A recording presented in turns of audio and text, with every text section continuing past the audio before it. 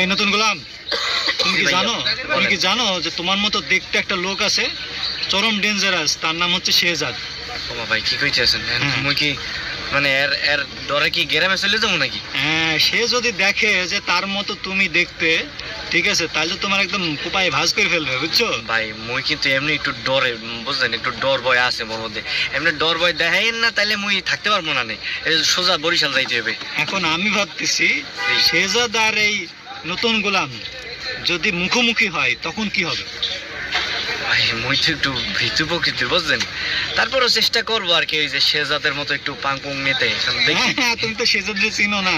শেহজাদের মুখোমুখি হোক, দর্শক সেটা দেখার জন্য ওয়েট করতেছে, বুঝছো? যে দুই এই নতুন গোলাম আর শেহজাদ যখন মুখোমুখি হবে তখন কি এক ঘটনা ঘটবে, বুঝছো?